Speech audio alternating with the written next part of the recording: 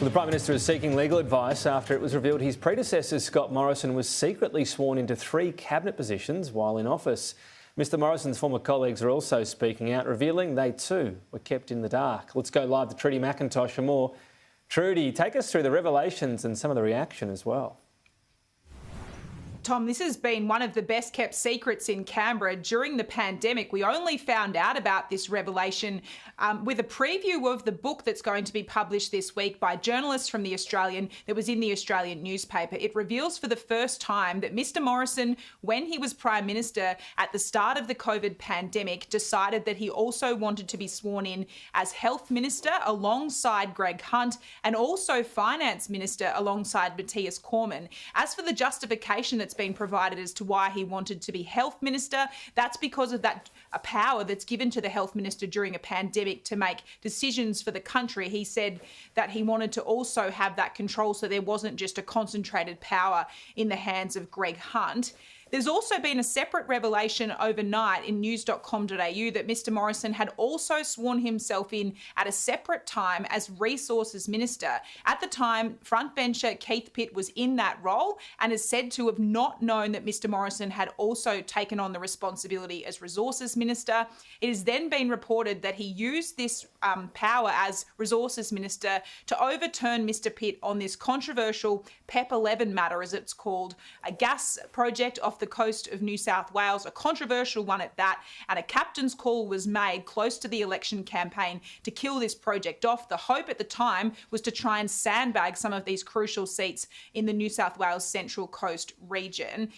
The new Prime Minister, Anthony Albanese, today incredibly scathing of his predecessor, saying what we saw here is trashing the Westminster system. He's revealed he's going to be getting briefings this afternoon from the head of his department and the Solicitor General on the legality of what has taken place. This isn't some, local footy club. This is the government of Australia, where the people of Australia were kept in the dark as to what the ministerial arrangements were. This is very contrary to our Westminster system. It is unbecoming, it was cynical, and it was just weird that this has occurred, and Australians will be scratching their head. Not only were the Australian people kept in the dark about the decision by Mr Morrison to swear himself into 3 separate cabinet portfolios, so too were senior members within Mr Morrison's cabinet.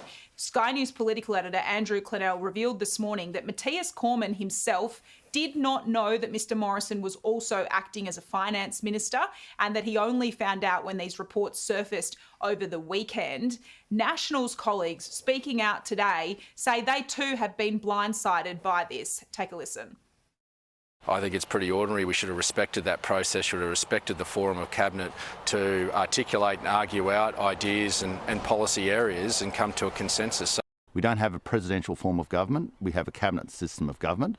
And if you don't like the work a certain cabinet minister's doing, then you can talk to them about it. And obviously, you have the right to threaten to sack them, or you can sack them. But I think it's very bad practice when a Prime Minister or any other senior minister starts having ultimate say over another person's portfolio.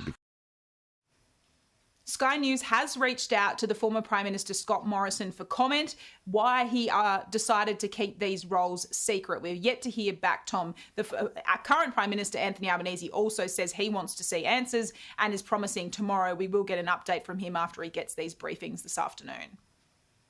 So we wait that and any official word from Scott Morrison. Trudy, thank you.